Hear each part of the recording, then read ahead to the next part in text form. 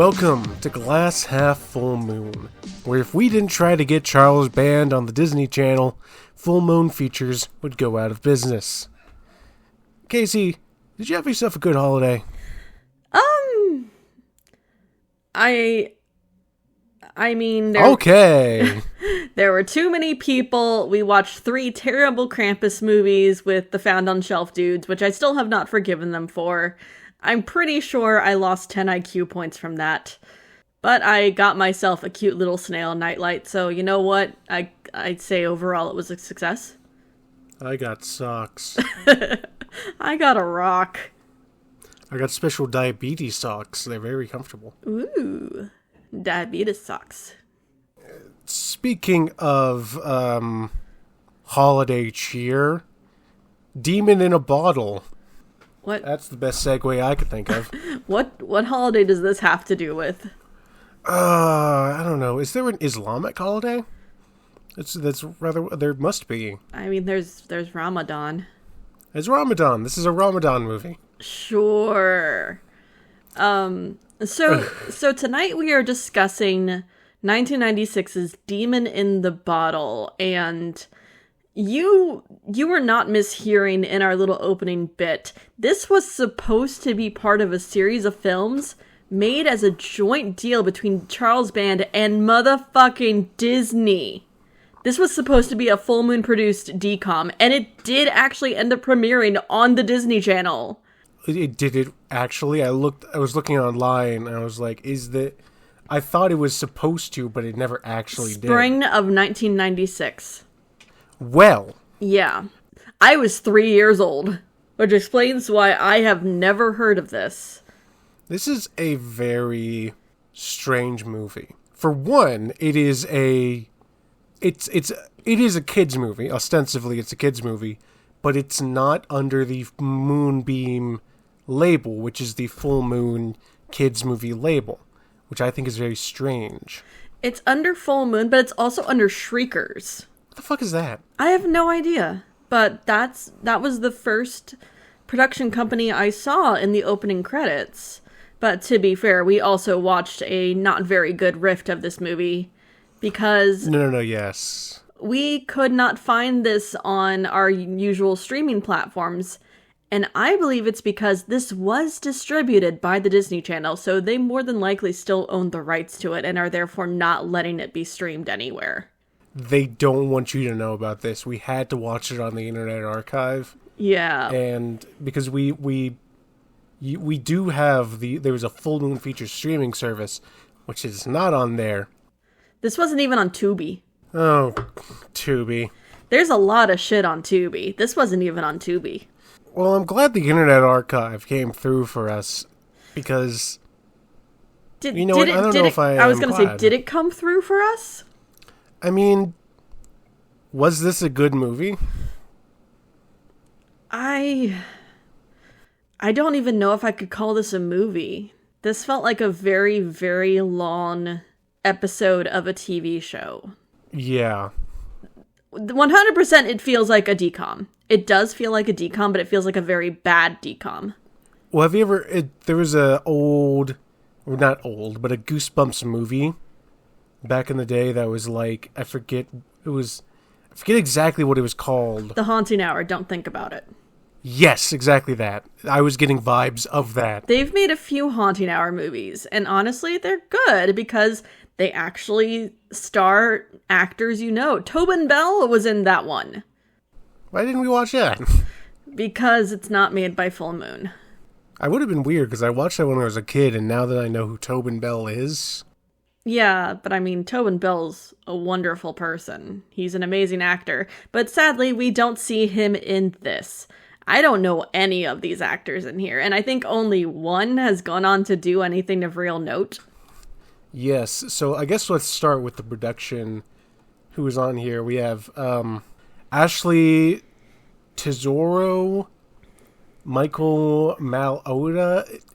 All of these actors are probably just kids they had around. And only the girl went on to really do anything.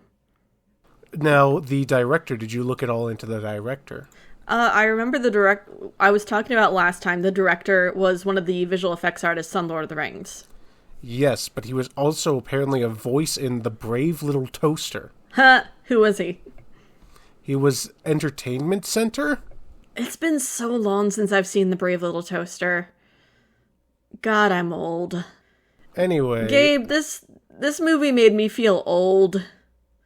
In what ways? In the way that it's like, if this were on TV when I was a kid, like, I have no idea if this was reran at any point in the mid to late 90s when I was actively watching Disney Channel for their original movies. Because I don't remember this at all. But if this had been serialized, I would have eaten this shit up. Because I was a tiny tot who was interested in the spooky stuff, but was too terrified to actually delve into it. Right. Let's you know what? Let's take a step back, reevaluate that question. Would this have been a good movie for you if when you were the age this was the age this would have been advertised towards? At the age of the intended audience, I would have loved it, but I also had terrible taste as a child. As most people do, yeah. Yes. I would have eaten this up. I would have absolutely eaten this up, and also probably would have been terrified. But yeah. To be fair, the Crypt Keeper scared the absolute life out of me when I was 5 years old. Yeah. So do you want to jump into it?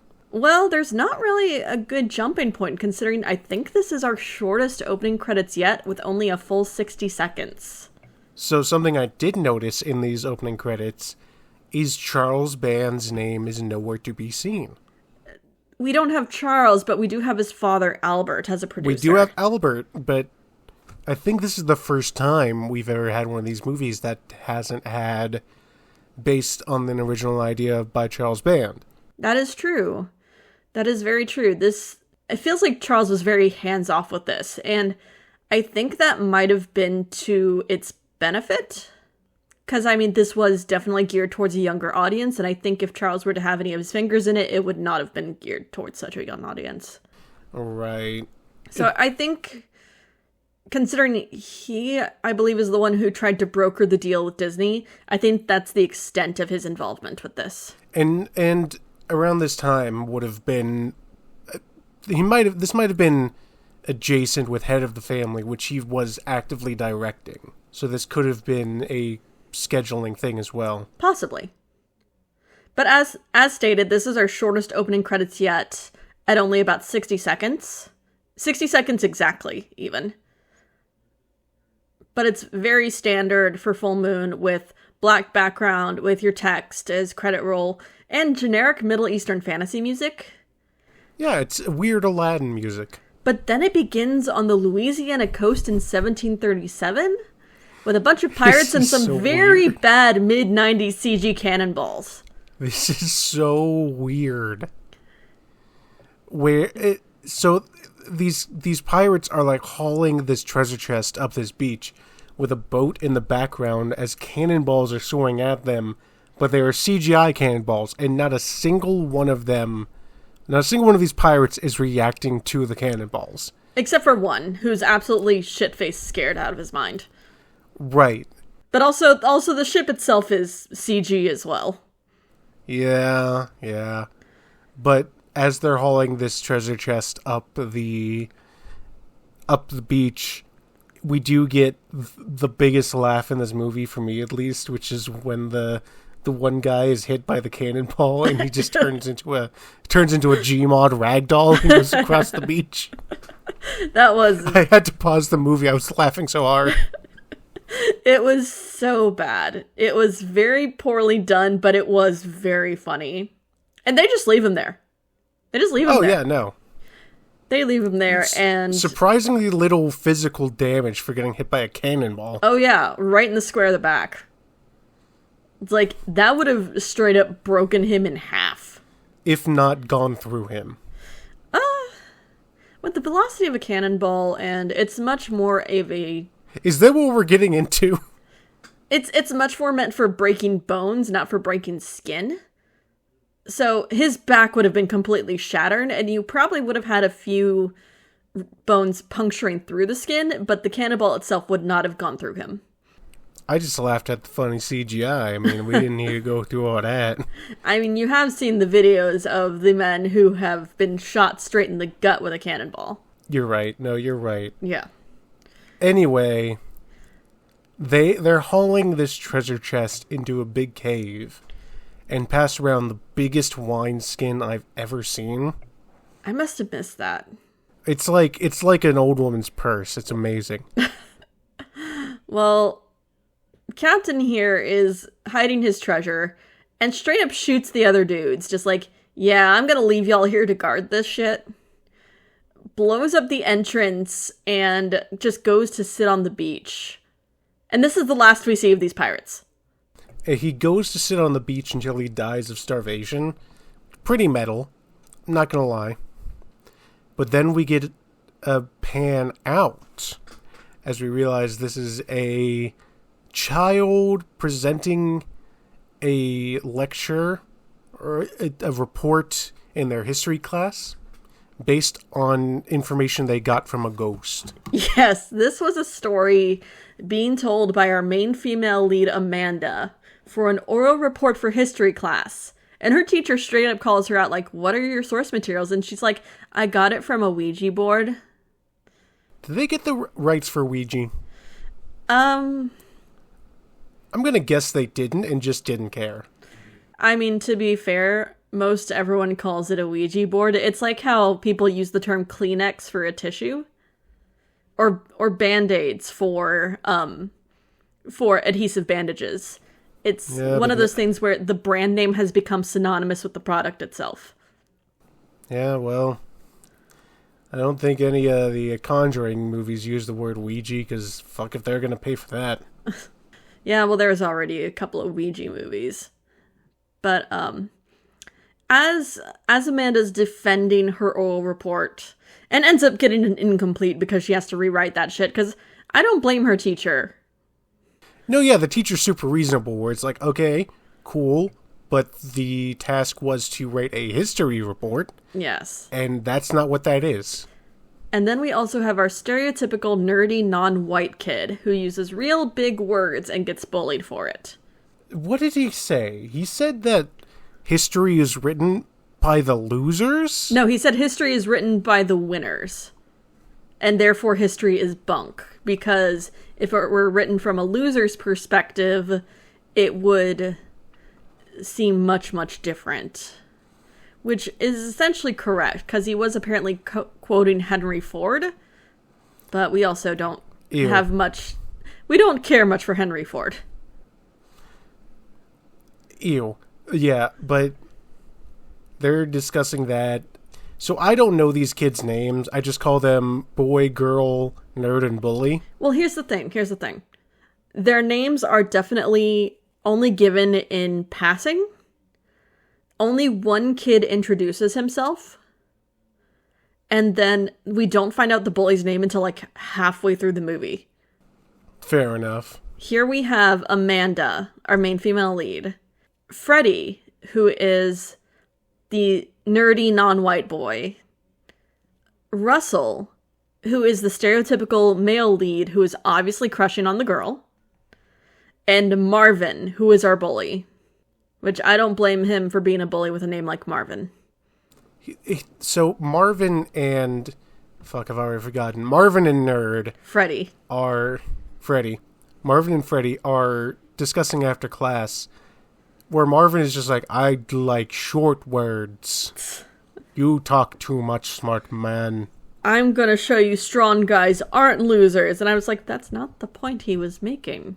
But then Freddy does a roundhouse kick and smashes Marvin's fingers into the locker. And I if I were a kid, I would have eaten that up. Oh yeah, no, absolutely. That's like... Yeah, go you little nerdy kid. You show that bully who's boss. Yeah, I would totally do that to my bullies. and then you get your ass kicked the very next day. Yeah, that's about what happened. Or at least, if not your ass kicked, then your heart crushed. And we cut there's a bit of a chase going on, but then we cut to girl and boy. Russell and Amanda. Amanda's this weird hippie spiritualist girl. She was really super weird, but not in a way that I would like to say that she acts in a way that no kid would, but she's so weird, and I know kids are just such weird creatures. And they lean into it. They lean into the weirdness to try and make themselves seem interesting, especially at that age. Well, she has a crystal from Atlantis. So she claims. Which just reminded me of Disney's Atlantis and how I wanted to go watch Disney's Atlantis. Yes. Well, as Russell and Amanda are talking about, oh, she's a spiritualist. Oh, she channeled a ghost and got 7 words out of the Ouija board and she filled in the rest of the blanks. Oh, my grandpa got this crystal from a woman in Italy who claims to be a descendant of the Atlanteans. And Russell drops the necklace down the sewer. Oh, no. You missed because the bully and Fred run by and knock her over, which is how she gets her necklace dropped in the first place. And we do get the one line that made me I found genuinely funny, which was Marvin the bully. He gets tripped by Russell. Mm-hmm. And Marvin gets up and is like, that was a mistake. And Russell's like, no, I did it on purpose. And I'm like, that's a good joke. That's a good joke. You get one movie. You get one. It's very quippy. This movie is very quippy. But no, the necklace falls off. It is sitting like on the edge of a storm drain. And Russell picks it up and then just throws it to catch it in the air, but doesn't, and it just goes in the storm drain. I'm like, what fucking 90s kid? What did you do? To be fair, I've done something similar in that, except it was in the opposite direction. When I was a kid, I used to play with balloons, and so I would tug them down, let go of the string, and try to grab the string again as it floats up. I missed the string once, and the balloon floated away. So I've done this exact same thing, except in the opposite direction. So that brings up. Do you want? We're gonna go into a bit of Gabe lore, which is, I don't know if I ever told you this story. Where, do you remember there were like these nylon disc balloons that you could throw, and they were like frisbees? Yes, but because they had to be full of helium. Right. Because they were almost like UFOs, like hover discs. Yes, and the specific one I had was a UFO. It had a little green alien in it. It was, and I took it outside, and it flew away, flew into the atmosphere. But my dumb little kid brain was like, oh no, that's gonna float all the way to space, and the real aliens are going to see it and see how we depict them and get real mad at us and come and kill me. You specifically.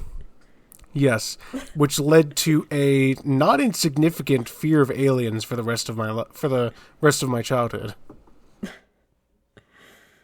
Oh gosh. Anyway, they go into the sewer, which is way cleaner than it should be. But of course, this is a movie sewer. It was at this point I realized, oh, this is discount Goonies. I don't know why this part in particular reminded me of that, but that's what this is. Is it Goonies if they're not actively searching for a treasure? And also, there's only 4 of them, and they all suck. I didn't say this was good Goonies. I said this was discount Goonies. Fair enough. Pirates, treasure, going around. The pirates only mentioned once. I think that they only mentioned the pirates just for the Goonies connection. Probably. Just for people to be like, oh, it's Goonies. Probably. You're probably right on that front. But they go into the sewers, and they just kind of, apparently they got down into a manhole, which I don't know if you know, those things are heavy as fuck. I don't know how they got it in. They're heavy, and also, like, the sewers would not look like that. It looks like the sewers from a D&D game, yeah. Yeah, but to be fair, movie sewers never look great. Yeah, these are movie sewers. Apparently they had to walk 3 blocks to get back to where they dropped the necklace. But yeah, right. How did they know where they were going? As they get back to it, they fall through the floor of the sewer tunnel into the cavern where the pirates had tucked away his treasure, which makes no sense as to where it was, because they buried it near the coastline. So how the fuck did it end up there? I'm pretty sure that little area they were at was pretty landlocked. Yeah, they're not like in New Orleans. They just say Louisiana. Yeah, it's like Louisiana coast.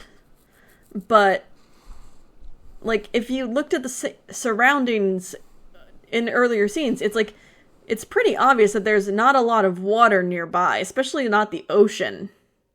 Do you think this is connected to Netherworld? No. Okay, fine. No. I don't even want to think about Netherworld anymore. But no, they find skeletons, and the girl freaks the fuck out. And then guys just like, oh, chill out, it's just a bunch of skeletons. So are those the skeletons of the pirates that were killed? Is that the implication? Yes. Okay. And then they find a big old chest full of treasure, and the girl starts talking about the laws of the universe? Yeah, she thinks she's connected to the psychic energy of the universe. She's like, I imagined it because we were meant to be here. The second law of the universe, everything happens for a reason. I'm like, what? And then Russell is a rich little prick who's gonna grow up throwing his money at every problem that comes his way. Yeah, there is an actual rational discussion here where the girl's like, oh, so we're just going to take it all out? And he's like, no, we're just going to get a coin, bring it out. And she's like, dude, we're minors. They're not going to let us have this. He's like, oh, well, I mean, throw enough money at it, they'll let us have it. Yeah, I'll take it to my dad's lawyer, and he can tell us the laws about it. And if there are any, he can find the loopholes that'll let us get away with it. Sure, I guess. Yeah. But then they find a bottle. Yes. They find this weird, gigantic bottle that's roughly half the size of them, with a very weird bottle stopper on top of it. Yeah. And it's covered in skulls. It's, like, locked. And the girl is like, open it, open it, open it. And again, Russell is very, very rational. Is like, no, what is... I'd have no idea. This is ancient Arabic rat poison. Who knows what's in here? And he also cuts his finger on one of the prongs. He does. But the bottle then opens on its own and turns bad CGI and runs away saying, may Allah have mercy on your souls. This bottle stopper is such a racist depiction. That's when I knew this movie was going to be something special. It's not great. One of the intros I didn't suggest was where if we didn't create CGI racist Tinker Toys, which is what this is. It's like a little head on 4 little steampunk legs. Yeah. It's weird. Yes. It is at this point that it very much got me feeling like a DCOM. It's got the music style and everything, the weird plot that wasn't even much of a plot to begin with. And, well, Amanda and Russell have been unleashing a demon as a giant, ugly-faced tornado emerges from the bottle. This Freddy kid has still been running from his bully. Right. He's been running this whole time. Oh, yeah, yeah. So let's not gloss over this. They open the bottle, and a fucking tornado with a skull face comes out. But first of all, it's a big blue mist that comes out of here, and she's all on, like, this is a genie, let's get a genie. And I'm like, God damn it, I want Robin Williams to come out of this bottle right now. That would be, I just want that to be just one weird thing he was in during his life. That would have been amazing. That would have been very, very strange. I expected this to be a djinn. But I was also like, that delves way too much into Wishmaster. But I very much expected this demon to be a djinn of sorts, like a bad genie. Because that's what it made it look like. That was the implication. But no, as this demon has been unleashed, they all somehow end up in an abandoned hotel. Yeah, that just kind of happens. Yeah, apparently the sewers and this cavern lead to an abandoned hotel, which is where the rest of this movie is going to take place. It was at this point I made the call in my notes of this movie is going to be 50% running from a monster. Yes. This movie is mostly Scooby-Doo chase scene. Yes. Now, we do get a look at the monster now, right? Yes. The demon from this bottle is huge and ugly, but at least he's practical. Is it a dude in a suit? It's a dude in a suit. It is a dude in a suit, but at least it is practical. What do you think of it? I would take a dude in a suit over a CGI monster any day, but I will say he also looks better than the weird demon Egyptian skull thing from Puppet Masters 4 and 5. Oh yeah. No, yeah, he looks I think that one of the benefits for this monster in particular is they shoot it a lot in the dark. Where Yes. it's a lot harder to see all the seams and all the plasticky outsides. So, of all the problems with this movie, the monster is not one of them. Yeah. For what it is, it's serviceable. It is serviceable being a monster from a full moon decom. Yeah. Oh, and we should say that Marvin the Bully is being super racist. Oh yeah, no, Marvin's very, very racist, but we also find that that's a learned thing. I guess. We do very much find that it's a learned thing. But also the bully, Marvin tries the elevator and it works for some reason because apparently the electricity is still running. There's electricity here. Don't worry about it. It's fine. There's electricity running and the elevator works, but Russell is trying to use the phone and failing because landlines apparently don't run on electricity. Well, you know what? I'm not even going to pretend like I know how landlines work, so... In the words of Freddy, phone power, I don't know. That's a good line. Yes. Oh, and then there's a ghost force field. Yeah, they're not able to leave because there's this weird force field being emitted by the demon. We're also 30 minutes in, and at this point I was like, I don't remember. What's the plot of this movie?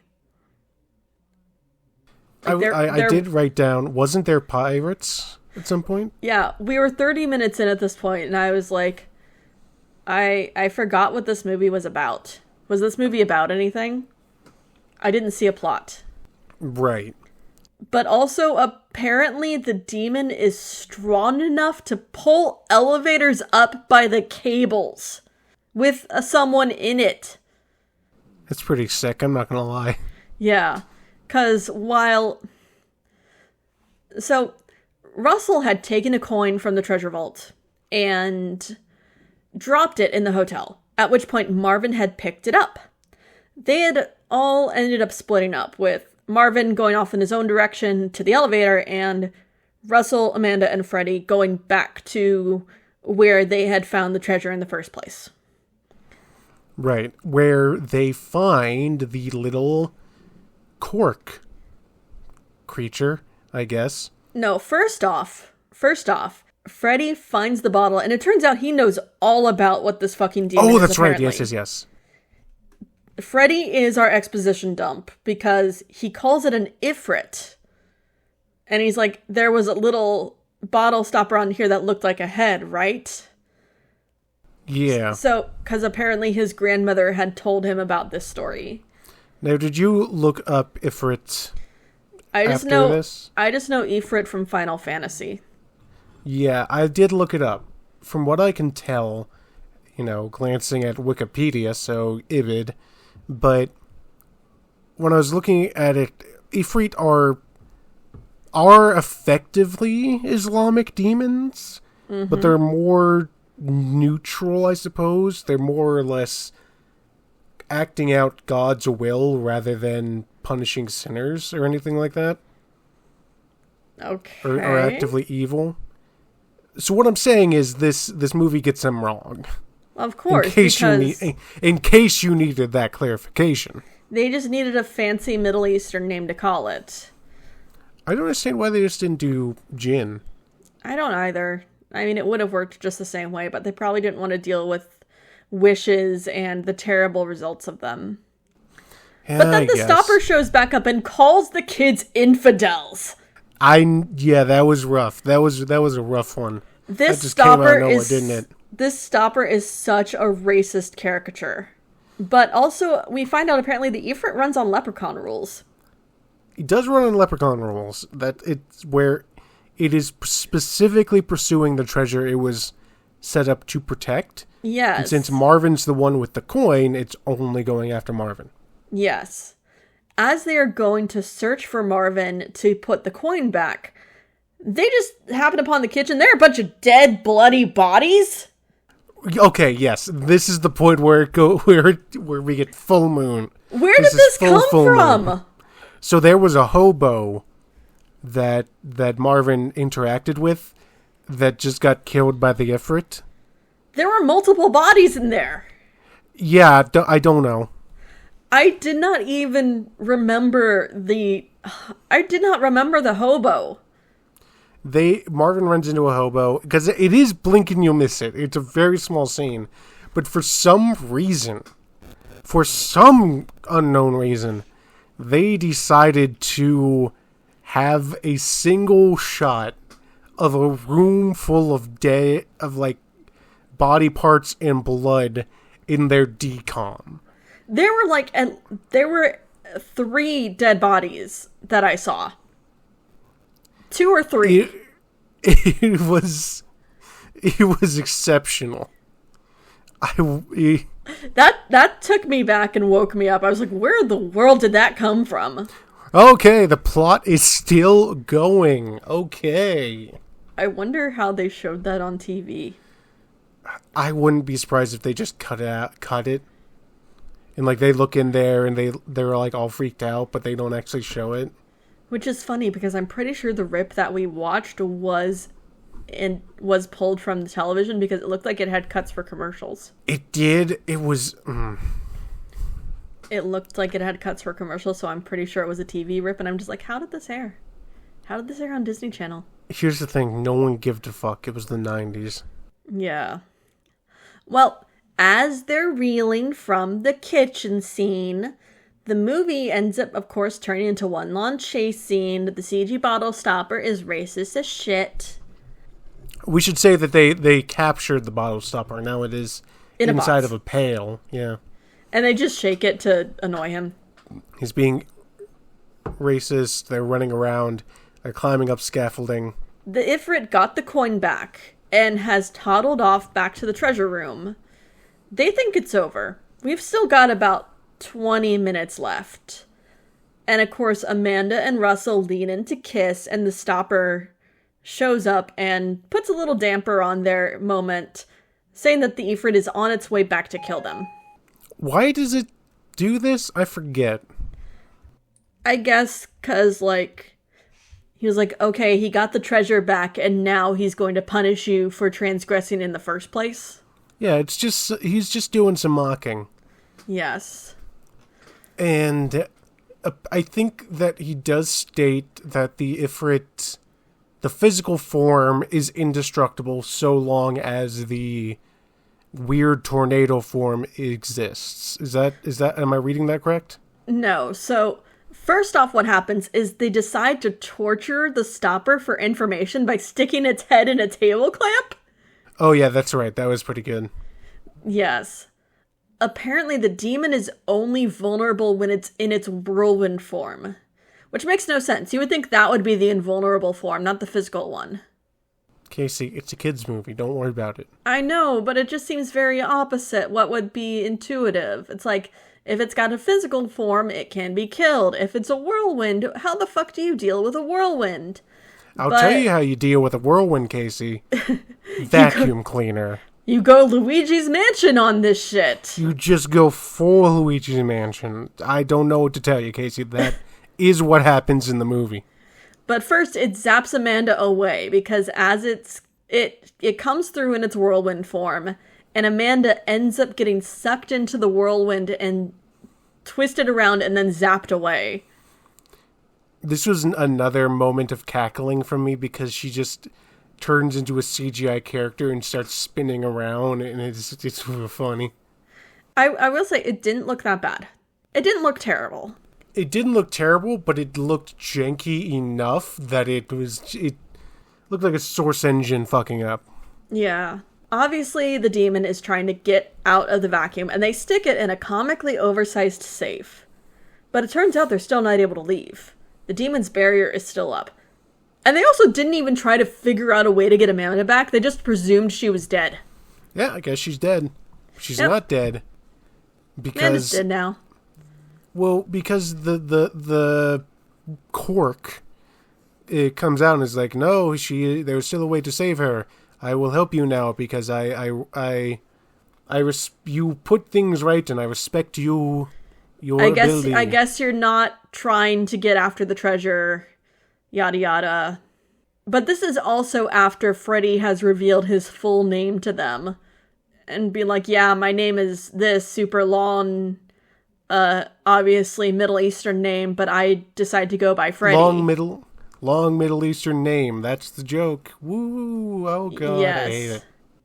Yeah, the bottle stopper has a change of heart, and he's like, yes, there's a ritual here to perform to trap the demon again. And Freddy's the one who's got to do it, because he's the only one who hasn't touched the treasure. Right. Oh, and let's not skip over.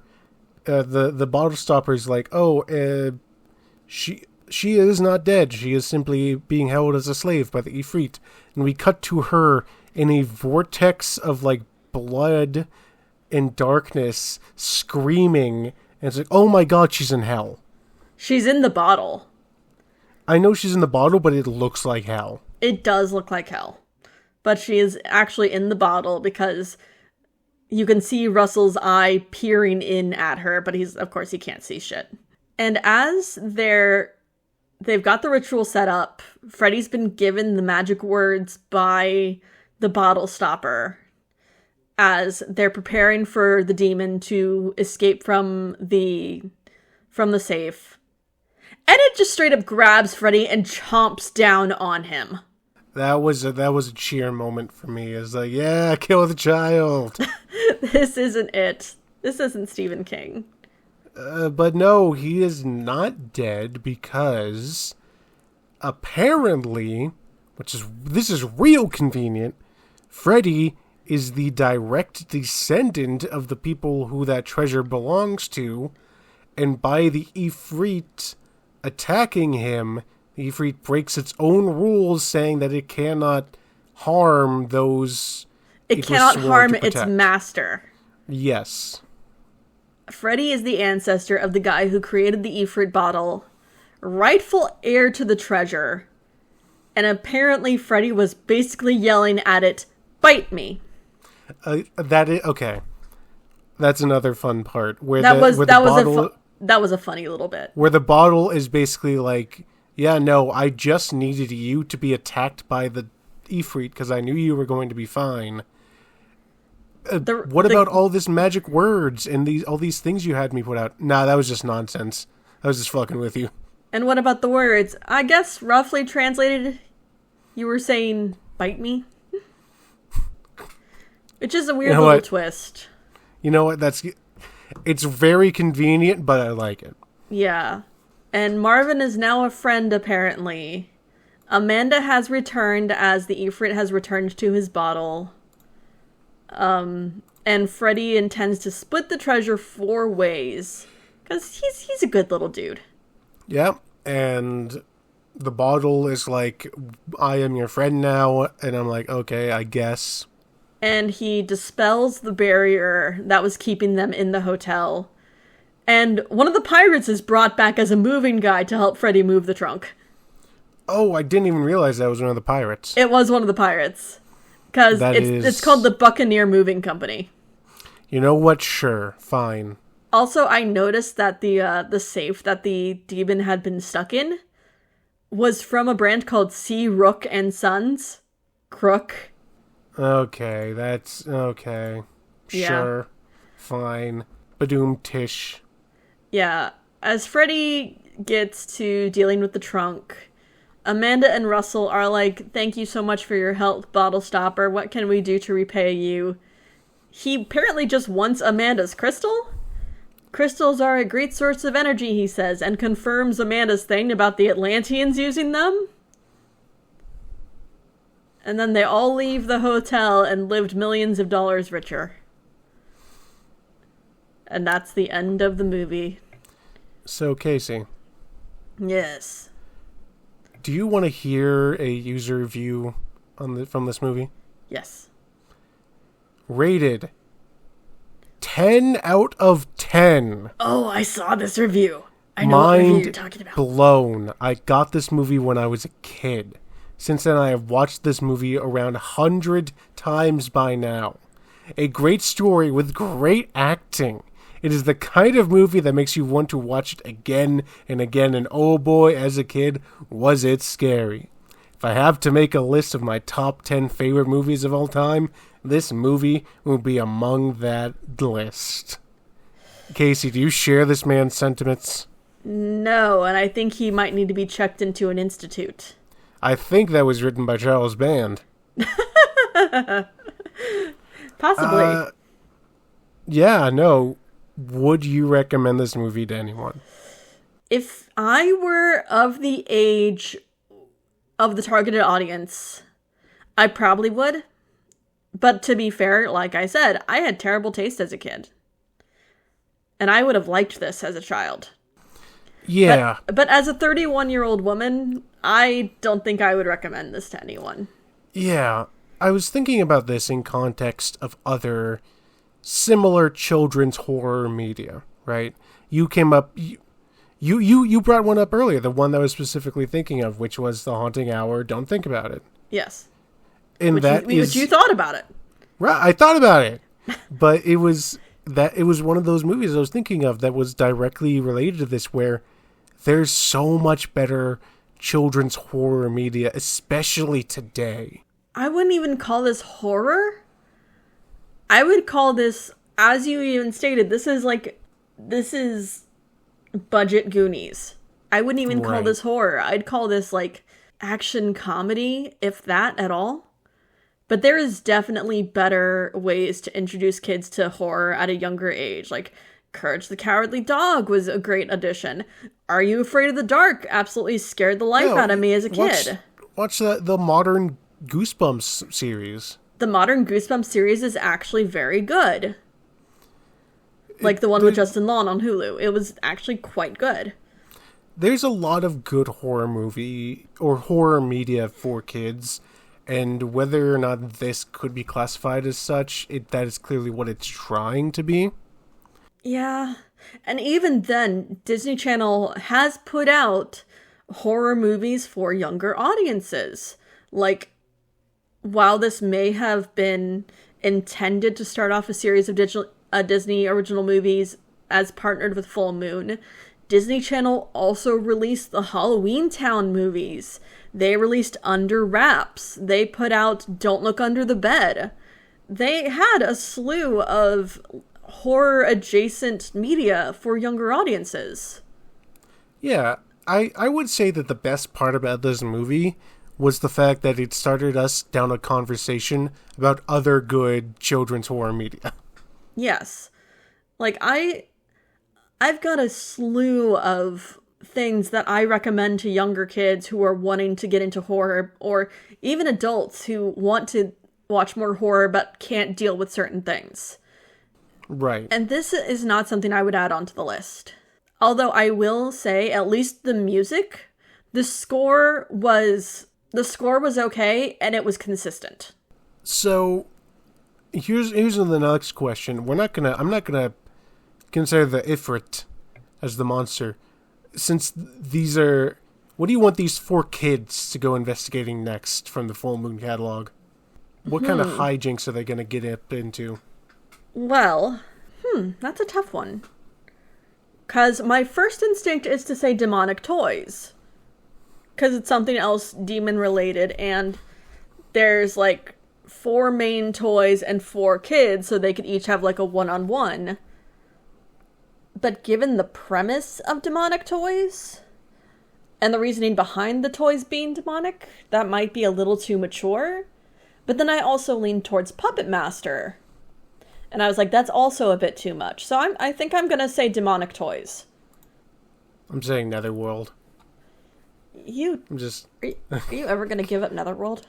No, I think it's great. Also, why would these kids end up in a bird brothel? Because they're both in Louisiana. These kids are 11 and 12. Well, they find these weird people, an old Bijou with his fucking knife. It was great. Oh, God. Anyway, Casey, what's next? Next time, we return to the Wild Wild Space West with Oblivion 2 Backlash. Hooray! I liked Oblivion. Oblivion was fun, but albeit way too long. Oblivion was fun, too long. I guarantee the sequel is going to be trash. Oh, probably, but it does have most of its cast coming back. I can only hope that it's at least on the same level. But that is for another time. Until then, hey, guys, if you see a weird bottle with a weird, like, demon face on it, don't open it. Just don't open it. Just leave that be. Unless it's Crystal Head vodka, and at that point go and buy that because it's made by Dan Aykroyd. Not that it's good, but because it's made by Dan Aykroyd, sure. And everyone have an absolutely horrible evening.